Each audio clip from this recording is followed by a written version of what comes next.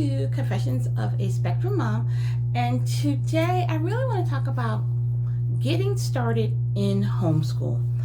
And I know for a lot of people in recent years, homeschool has been around since the dawn of time, but I know a lot of people in recent years are like, is this the right choice for my children/child? And so what I want to talk to you about are some questions and some things to just think about as you pursue this decision.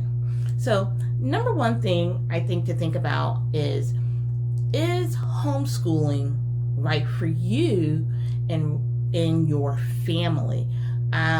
It's a lot of sacrifice. It's time sacrifice. It's financial sacrifice at times. And there really isn't a break per se between you as a parent or caregiver and having that time with your children. When you work outside of the home, you have a break. You have a mental break, and I don't think people really talk about that.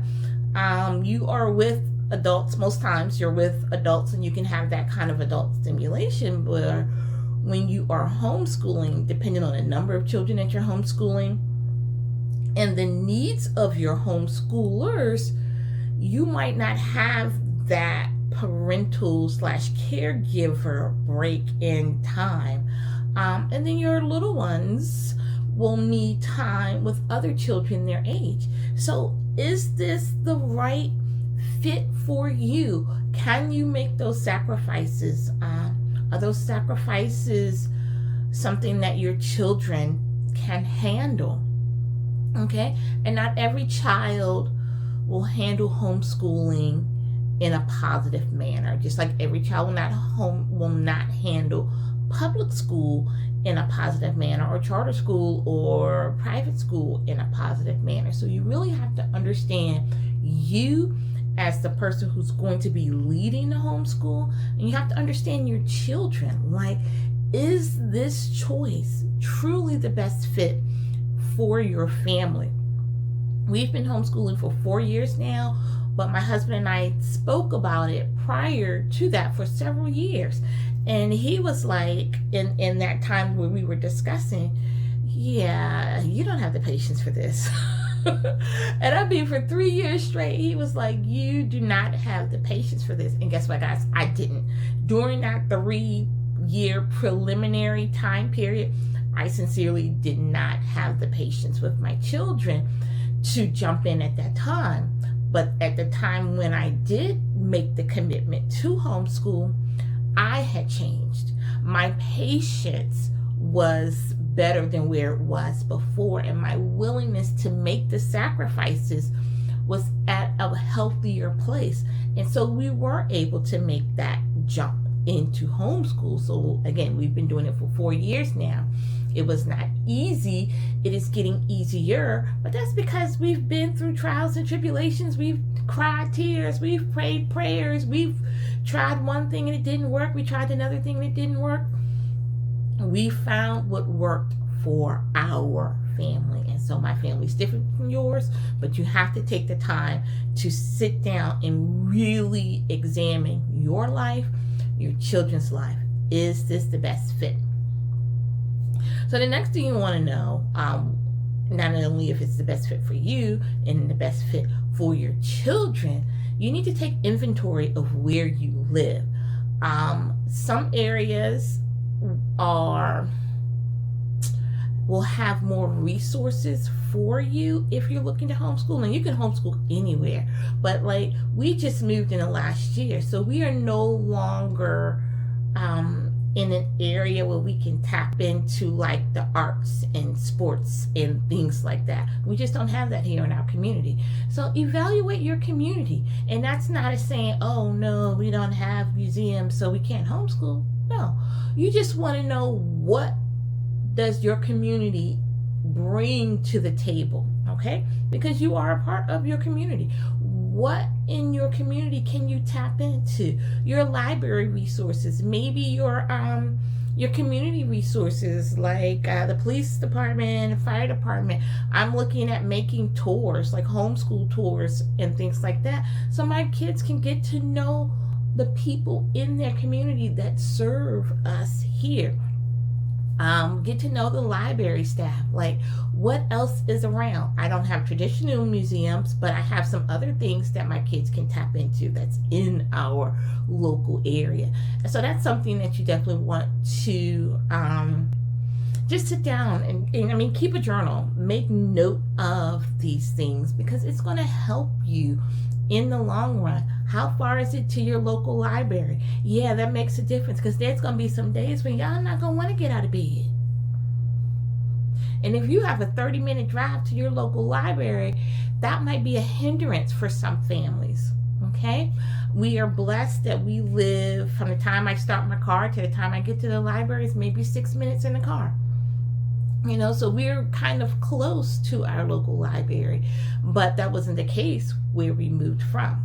So each area is going to have its bonuses, you know, and things that are not going to be as great for you.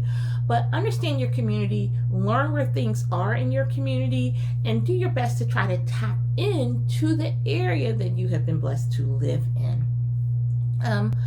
The next thing you want to do is, and you can start with this or you can come in at this point, but look at your state laws. Okay? I live in the state of Georgia. There are subjects that I am required to teach my children. How I teach them is up to me, but I am required to teach certain subjects. Also, I need to be able to keep records because I can get audited at any time. Okay? Not every state has those type of laws. So there are some states that are a lot more rigorous in how you teach and how you keep your records. So understand your state laws. You can do a quick search for homeschooling laws in the state of California, homeschooling laws in the state of Texas, you know, Tennessee, wherever you're at. Make sure you understand what is expected of you and what is expected of your children. Okay? And you want to follow that as close as possible. All right. I have my little list in front of me, guys. So once you understand that what is expected of you as the parent / caregiver who's going to be homeschooling, the next thing you really want to look at is, what's my child or children's, what are their learning styles? Okay. And if you don't know what that is, there are like exams or quizzes or tests that you can do that you can find online. I know that my oldest, who's 16, she's going into the 11th grade this upcoming school year. She works best with me just physically being present. I don't necessarily have to physically teach her, but she wants my companionship with her. Okay, she can do independent work. I have special needs kids, for those who are new. She can do independent work. There are times when she wants and / needs my assistance with assignments, but most times she just wants my presence. Okay, with my son, also special needs, he needs one-on-one interaction with little to no distractions. Like absolutely no distractions, just me and him in a small room, like with nothing else going on. He is he's a kinesthetic learner, so if I'm giving him like worksheets, man, he'd be struggling. He still got to do it, but he struggles with that. He wants to be hands-on with everything. My daughter prefers to be read to. Okay, my son prefers to get his hands dirty. You have to know your children, because once you understand the learning styles of your children, that's going to help guide you in how you develop your curriculum. You know that I've not talked about curriculum yet, because that is at the bottom. You need to know your laws. You need a support group. You need to understand your family. You need to understand your children. You need to understand what's required of you based on your state. You need to know your children's learning preference style. And you need to know your preferred teaching style. Some parents might be like, I'm not getting my hands dirty. I just need y'all to go read a book and complete some worksheets.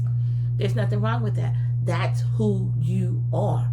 that is your preferred teaching style. Some parents want to get hands on. Let's do these experiments. I'm going to get in there with you and we're going to see the things fizz and bubble up. Okay, that's your teaching style. So now what you do is you take the knowledge that you have of your children and you take that knowledge that you have of yourself and you bring that together and you see what kind of curriculum is out there that will meet my children's need as the students and my need as the teacher. You have to consider both, okay? If you don't, it's really going to be a struggle. You're going to get frustrated if your needs aren't being met as the teacher. Your children are going to be frustrated because their needs are not going to be met as the student, and they're going to struggle to receive the information that you're trying to impart in them, okay? Now, with that being said, you also have to understand that not every family's homeschool regimen is going to look the same. Okay, you might say, hey, there is a co-op group that is a group of homeschooling families that kind of work together to teach each other's kids.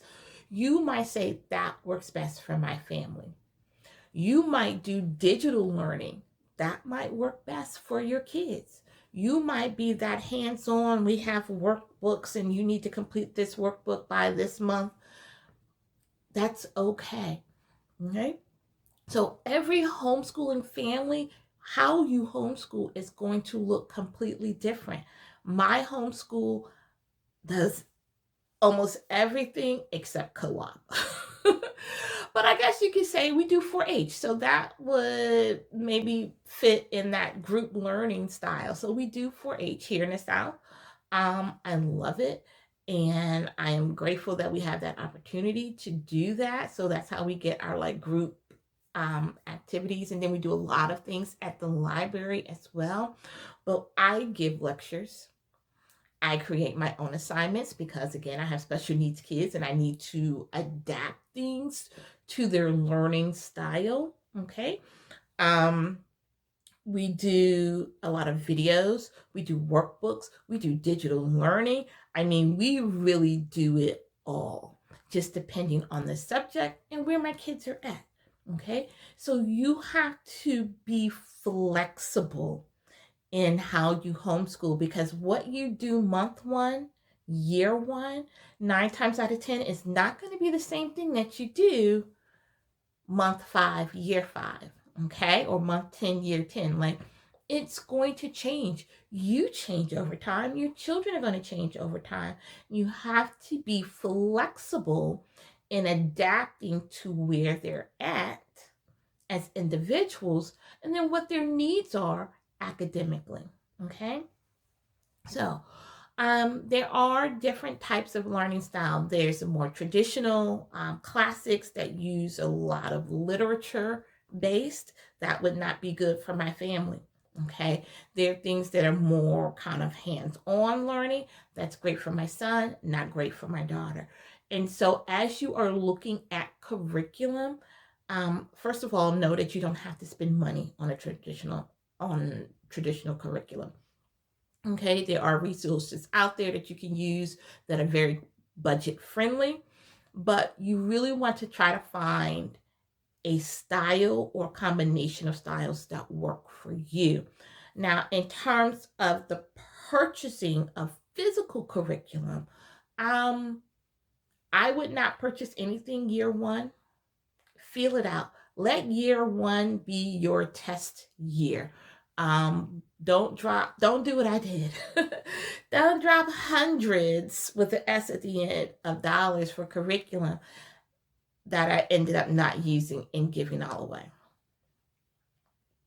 You know, because a lot of curriculum out there is for neurotypical children. Okay, that's not my child. And I really didn't make that connection until it was too late and we've already paid for the curriculum. So it is what it is.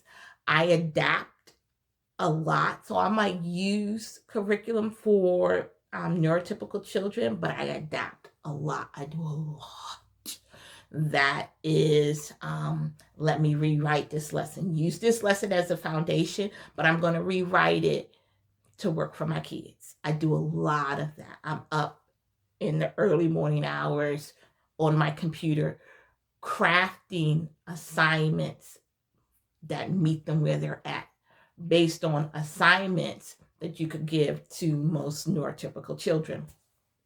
That's part of my life, and I accept that.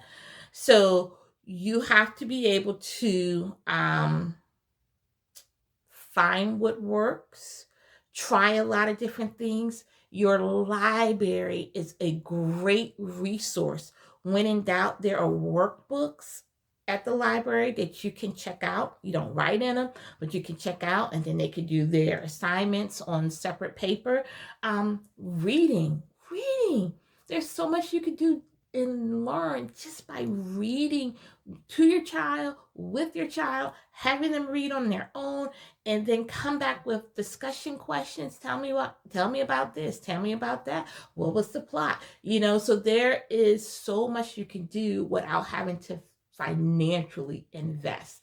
There are websites and groups like on Facebook that exchange resources, homeschooling resources, or somebody in your community might say, hey, I'm done with this set of books.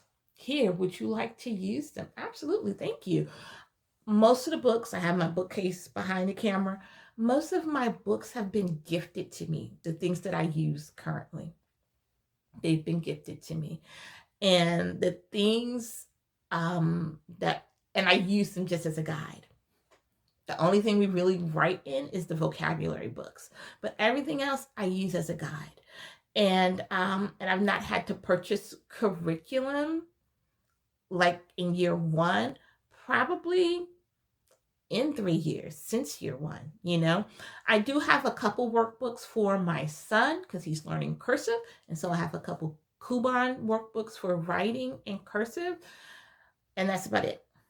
Okay, everything else is free online apps, Khan Academy Kids, Prodigy, Nat Geo, PBS Kids have, you can say a prayer for PBS, and prayerfully, we can continue to have that resource here in our country, but I digress. So there are a lot of low cost or free resources online. You have your library as well, and then you have your own knowledge. Like we are not new hires. That's what I call young kids. Young kids are new hires. They're still in their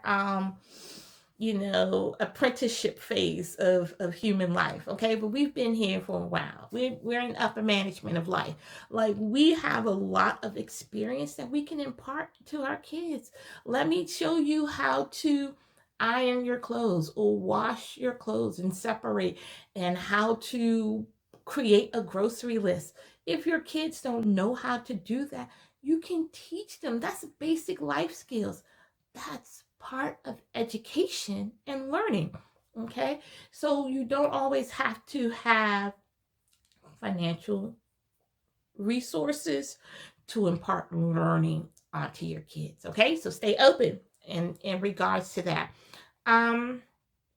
Your community is always a great source for resources. Hey, if you know somebody who works in a specific field, say, hey, do you mind sitting and talking with my kids about what's life like as an IT professional? Do you mind sitting and talking with my kids about what's life like as a nurse, as a doctor, as a teacher, as a garbage man, whatever?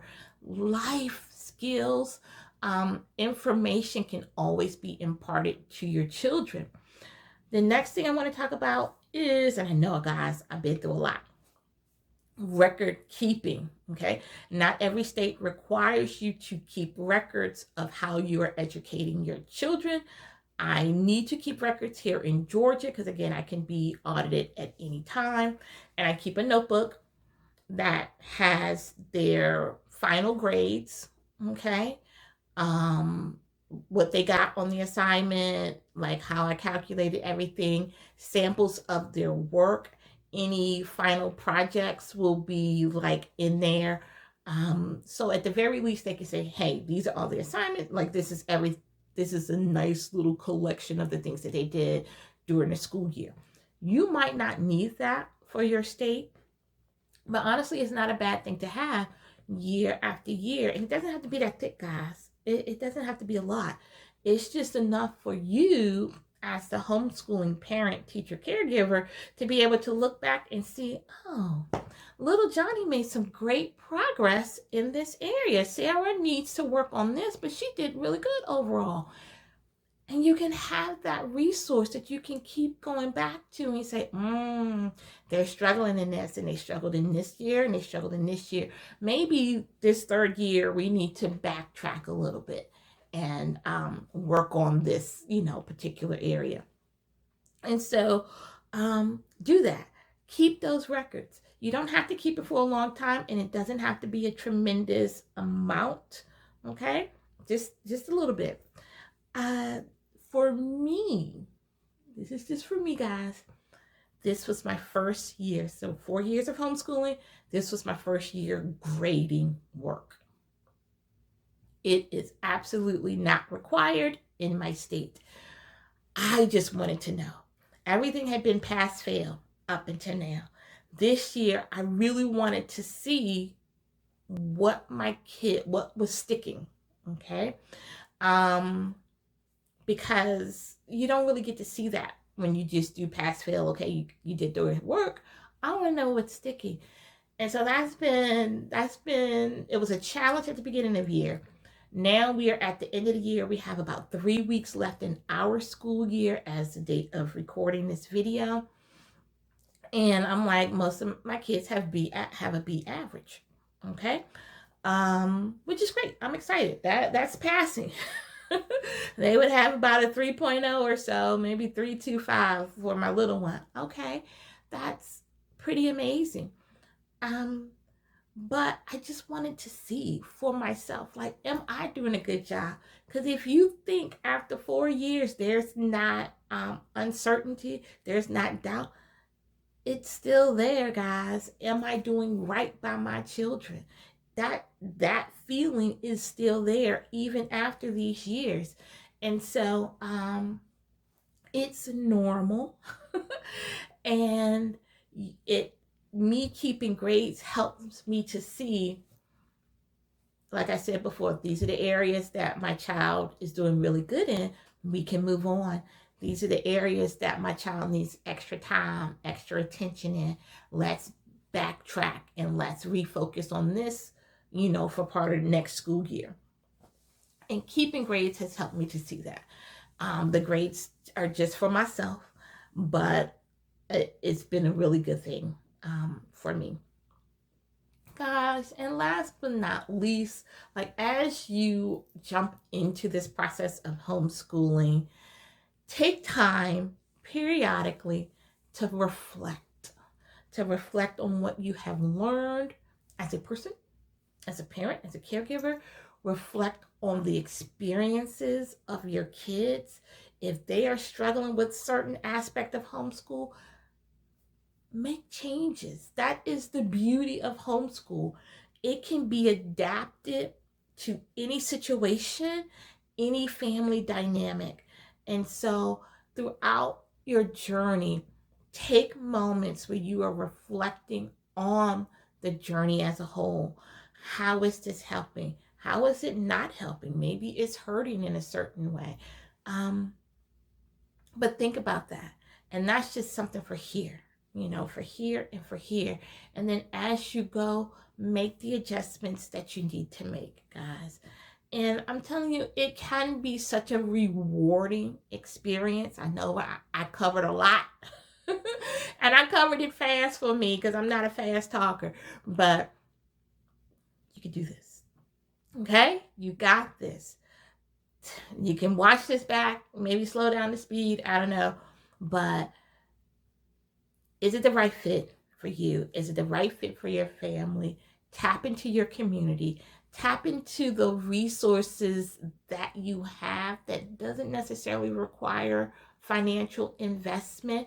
I buy school supplies maybe every year and a half because I'm not buying for a whole classroom anymore. I mean, I bought 2 boxes of pencils. We are not even halfway through the first box of pencils.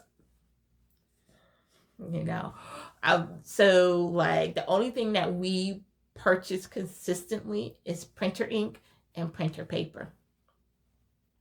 Everything else, guys, we really don't spend a lot of money on. I mean, those things are expensive, but we really don't spend a lot of money on. And we just got a printer like in the last year. Everything else was handwritten. I with my pencil on my pen, I was handwriting assignments for the first 3 years. That was a lot of handwritten assignments, guys. And now I have a printer. So now we're going through printer ink and paper, and that's expensive. But that's our biggest expense for homeschool. And so stay flexible, stay open, be mindful of your children, take breaks as needed. That's something I tell my kids all the time. Take breaks as needed. It's okay. If they not feel, yesterday my kids, I felt like they were feeling burnt out. So we played a game, a vocabulary game, and then the winner of the game got some gaming time on my personal computer. Okay. Second place got gaming time, just not as much. Like, we just had to take a step back from workbooks. Hey, we're doing current affairs with my oldest right now. Those are some heavy topics that we are talking about, what's going on in the world, and we just needed to take a step back from that. So we just played a game and then let them have a day of relaxation. And it's okay. We've already hit our required 180 days of homeschool. We did that a couple months ago. So we are well over 200 plus days of homeschooling because we school all year round. And so we take breaks as needed, whether we're going out of town on holiday or the kids are like, I'm not feeling schoolwork today. Okay, that's cool. 365 days. I can get 180 in. Okay, so that's what I have, guys. I know that was a lot. I'm sorry if I went faster than normal, but you got this. You can do this. Just really take the time to reflect on who you are, where you are, what your kids' needs are, and be flexible throughout the process.